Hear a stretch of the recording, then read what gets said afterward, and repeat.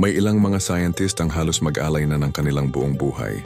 Mahanap lamang ang mga bagay na maaring makatulong sa kanila para mapagtagni-tagni ang mga piraso ng kasaysayan. Gayunpaman ang ilan sa mga pinakapambihirang bagay sa ating mundo ay natuklasan lamang ng mga ordinaryong tao at minsan pa nga mas higit pa ang mga ito kaysa sa natuklasan. Ang mga eksperto sa videong ito ibabahagi namin sa inyo kung papaano nauwi ang paglalaro ng isang bata sa isang pambihirang discovery na kailanman ay hindi niya makakalimutan. Ano nga ba ang bagay na kanyang natuklasan? Stay tuned lang. Pag-uusapan natin yan sa videong ito isang araw. July 23, 2019. Naisipan ni Zhang Yangzi at ng kanyang ina na mamasyal sa tabi ng Dong River sa lungsod ng Heiyuan sa probinsya ng Guangdong sa bansang China. Habang naglalaro ay nakapulot ng ilang walnut si Zhang at agad siyang humanap ng bato na maaari niyang ipangbukas dito sa kanyang paghahanap. Isang kakaibang bato na nakabaon sa lupa ang pumukaw sa kanyang atensyon na lipitan niya ito at dahan-dahang hinukay. Noong una ay inakala niyang isa lamang itong kakaibang bato, subalit matapos ang kanyang pagsusuri ay napag-alaman niyang ito ay hindi pangkaraniwan.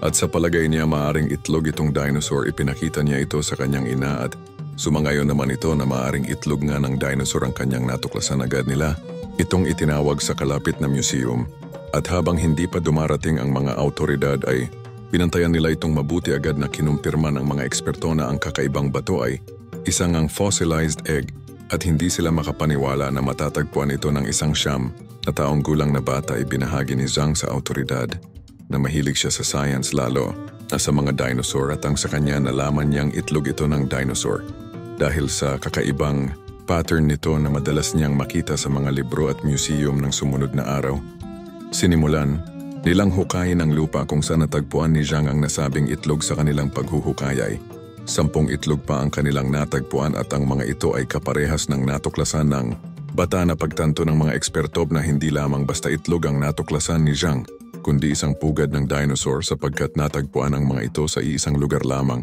Dinala ng mga eksperto ang mga itlog pabalik sa Heiyuan Dinosaur Museum. Ang sa ganon ay mapag-aralan pa ito ng mas mabuti. Ayon sa museum, ang bawat itlog ay may sukat na 9 sentimetro at tinatayang 66 million years old na ang mga ito at pinaniniwalaang mula pa noong late Cretaceous period bago ang malawakang pagkalipol ng mga dinosaur sa mundo.